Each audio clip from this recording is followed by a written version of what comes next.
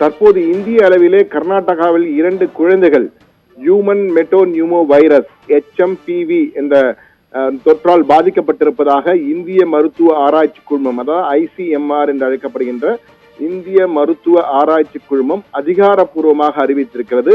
இது மட்டுமல்ல, மேலும் ஒரு குழந்தை குஜராத்தின் அகமதாபாத்தில் உள்ள நகரிலே பாதிக்கப்பட்டிருப்பதாக சந்தேகம் எழுந்திருக்கிறது. இது தொடர்பான இறுதி முடிவு இன்னும் வரவில்லை. எனவே தற்போதைய அளவில் 2 பேர் பாதிக்கப்பட்டது அதிகாரப்பூர்வமாக அறிவிக்கப்பட்டாலும் மேலும் ஒரு குழந்தை பாதிக்கப்பட்டிருக்கு. ஆனால் அது குறித்து இறுதி முடிவு வரும் வரை அந்த அறிவிப்பு இன்னும் வெளியாகவில்லை. எனவே தற்போது வரை 2 என்றுதான் கூறியிருக்கிறார்கள்.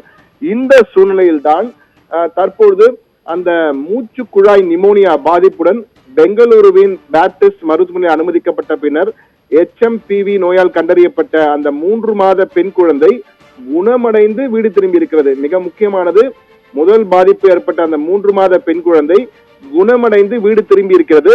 மூச்சுக்குழாய் நிமோனியா பாதிப்புடன் பெங்களூரின் பேப்டிஸ்ட் மருத்துவமனை அனுமதிக்கப்பட்ட பின்னர் ஜனவரி 3 HMPV கண்டறியப்பட்ட 8 மாத குழந்தை இன்னும் குணமாகவில்லை, ஆனால் தற்போது குணமடைந்து வருகிறது என்ற தகவல் கூறியிருக்கிறார்கள். எனவே 2 குழந்தைகள், கை குழந்தைகள், 3 மாத குழந்தை மற்றும் 8 மாத குழந்தை.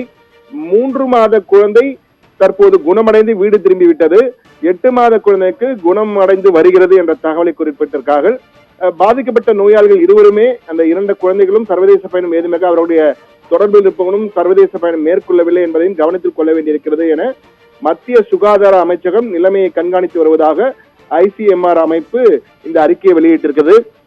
இந்த சூழ்நிலையில் தான் தற்போது ஒரு ஒப்பீடு, இதை கொரோனாவுடன் ஒப்பிட்டு பலரும் பேச ஆரம்பித்தார்கள். கொரோனா 2.0 இது இந்த HMPV என்ற வகையில் தற்போது பேச ஆரம்பித்தார்கள். எனவே HMPV கொரோனா தொடர்பான ஒப்பீடு ஒன்றை பார்ப்போம். இந்த நோய் வந்தால் என்னென்ன பாதிப்பு என்பது குறித்து மருத்துவரிடம் பேசிய போது அவர் கொடுத்த தகவல்கள் அடிப்படையில் அந்த தகவல் எப்படி இருக்கிறது என்பது குறித்து தற்போது பார்க்கலாம். முழு திரையிலே அதை பார்க்கலாம். முழு திரையில் பார்க்கும்பொழுது மிக தெளிவாக தெரியும் அந்த சிவியாரிட்டி, அதாவது HMPV COVID-19, அதாவது கொரோனா அந்த COVID-19 என்று கூறுவார்கள். எனவே அந்த முழு திரையில் பார்க்கும்போது முழுமையாக நேயர்கள் புரிந்து கொள்ள முடியும். சிவியாரிட்டி, நோயின் தீவிரம் எப்படி இருக்கும் என்றால் லேசான முதல் அதிகம் வரை இருக்கக்கூடிய வாய்ப்பு HMPV இருக்கிறது. ஆனால் COVID-19 பொறுத்தவரையிலே மிக கிரிட்டிக்கலாக இருக்கக்கூடிய வாய்ப்பு, mild to severe, potentially critical என்ற வகையிலே கூறியிருக்கிறார்கள். அதே போன்று இது குழந்தைகள், வயதானோர் மற்றும் அந்த நோய் எதிர்ப்பு சக்தி குறைவான உள்ளவர்களுக்கு அதிகமாக இருக்கும். ரேர்லி ஃபேட்டல் என்று கூறியிருக்கிறார்கள். ஆனால் கொரோனாவில் இது அப்படி அல்ல. என்றால் மார்டாலிட்டி ரேட் என்று பார்க்கும்பொழுது HMPVக்கு lower mortality overall, fatality is linked to pre existing conditions or age. மிக குறைந்த அளவுதான் அந்த இறப்புகள் இருக்கும். பொதுவாக இந்த இறப்புகள் அந்த நோய் அதிகமாக பழைய நோய் வேறு ஏதேனும் இருந்தால் அல்லது வயது முதிர்ந்தோருக்கு தான் இந்த பாதிப்பு இருக்கும். ஆனால் COVID-19 கொரோனாவிலே ஹையர் மார்டாலிட்டி ரேட் இருந்திருக்கிறது, especially early in the pandemic. அந்த தொற்று நோய் பரவிய போது அந்த மார்டாலிட்டி ரேட், இறப்பு விகிதம் என்பது அதிகமாக இருந்திருக்கிறது. எனவே COVID-19 போல் HMPV இல்லை என்பதுதான் முதற்கட்டமாக கிடைத்த தகவல். இந்த இறப்பு விகிதத்தை பார்க்கும் பொழுது ஹாஸ்பிட்டலைசேஷன், மருத்துவமனையில் சேர்ப்பு என்று பார்த்தால் less frequent mainly in young children and older adults. சின்ன கை குழந்தைகள் மற்றும் அதே போன்று முதியவர்கள், அவர்களுக்கு தான் இந்த பிரச்சனை மருத்துவமனையில் சேர்ந்து சிகிச்சை பெறக்கூடிய வாய்ப்பு. மற்றவர்களாம் வீட்டிலேயே சிகிச்சை பெறலாம் என்ற வகையில் தான் இருக்கிறது. ஆனால் COVID-19 பொறுத்த frequent across all age groups அல்ல, அதாவது வயது வித்தியாசமின்றி அனைவருமே இந்த சிகிச்சையை செய்ய வேண்டியது கொரோனா இருந்தபோது இருந்திருக்கிறது. ஆனால் HMPV அப்படி ஒரு நிலைமை இல்லை. அதே போன்று டிரான்ஸ்மிஷன் மெத்தட், எப்படி பரவும் தன்மை, ரெஸ்பிரேட்டரி டிராப்லெட்ஸ், இது கொரோனா பரவது போல் தான் இதுவும் பரவும் என்றுதான் கூறியிருக்கிறார்கள். ஆனால் HMPV விட அதிகமாக இது காற்றிலே பரவக்கூடியது கொரோனா. ஆனால் இது அப்படி அல்ல என்று கூறியிருக்கிறார்கள். இன்ஃபெக்ஷியஸ்னஸ், மாடரேட் டிரான்ஸ்மிசிபிலிட்டி, அதாவது குறைந்த அளவுக்கு தான் பரவக்கூடிய தொற்று தொடரும். ஆனால் இதிலே கொரோனாவை பற்றி அதிக அளவு உடனுக்குடன், ஏனால் டெல்டா, ஒமிக்ரான் உருமாற்றம் பெற்றுக்கொண்டே வந்தது. எனவே இது அப்படிப்பட்ட இது அல்ல HMPV என்று கூறியிருக்கிறார்கள். சீசன் அதே போன்று குளிர்காலத்தில் தான் இது அதிகமாக இருக்கும். இரண்டுக்குமே கிட்டத்தட்ட ஒரே மாதிரி தான் இருக்குது. குளிர்காலம் அது அடுத்த வசந்த காலத்திலே ஓரளவு இருக்கக்கூடிய வாய்ப்பு இருக்கும் என்றுதான் கூறியிருக்கிறார்கள். Common symptoms, fever, cough, nasal congestion, sore throat, wheezing, difficulty breathing, அதாவது காய்ச்சல், இருமல், ஏதோ கிட்டத்தட்ட இரண்டுக்கும் ஒரே மாதிரியான அறிகுறிகள் தான் இருக்கின்றன, பெரிய வித்தியாசம் இல்லை.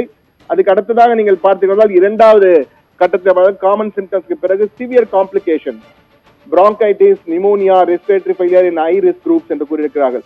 அதாவது மூச்சு குழாய் அழற்சி வரக்கூடிய வாய்ப்பு இருக்கு என்று கூறியிருக்கிறார்கள். அதே போன்று சுவாச செயலிழப்பு இருப்பதற்கான வாய்ப்புகள் சிவியர் அதிகமாக தாக்குதல் இருந்தால். ஆனால் இது போன்ற பெரிய தாக்குதல் இல்லை. ஆனால் கொரோனாவை பொறுத்த மட்டும் இது வேறு மாதிரி இருந்திருக்கிறது. Acute respiratory distress syndrome, ARDS, ரத்த திட்டுகள் வருவது, மல்டி ஆர்கன் ஃபெயிலியர் போன்றவை எல்லாம் கொரோனா காலத்தில் இருந்திருக்கு, கொரோனா பாதிப்பில் இருந்தால். ஆனால் HMPV அப்படி ஒரு பயப்படக்கூடிய பாதிப்பில் பெரிய அளவு இல்லை. மிக மிக அதிகம் ரேர் ஆகத்தான் வரக்கூடிய வாய்ப்பு இருக்கு என்று குறிப்பிட்டிருக்கிறார்கள். Unique symptoms wheezing and bronchitis are more typical in children. குழந்தைகளுக்கு மூச்சு திணறல் அல்லது மூச்சு குழாய் அழற்சி ஆகியவை இருக்கும்பொழுதுதான் இது இருக்கிறது.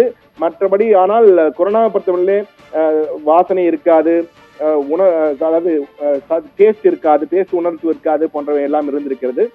அக்யூட் இல்னஸ் டியூரேஷன் இது 1 to 2 வாரங்களுக்குள் சாதாரணமாக இந்த குணமாகிட வாய்ப்பு இருக்கிறது. ஆனால் ரெக்கவரி வேரிஸ் இன் கொரோனா, அதாவது கொரோனாக்கு பாதிப்பு ஏற்பட்டால் ஒவ்வொருடைய பாதிப்பை பொறுத்து அதனுடைய கால அளவு மாறுபடும் என்று குறிப்பிட்டிருக்கிறார்கள்.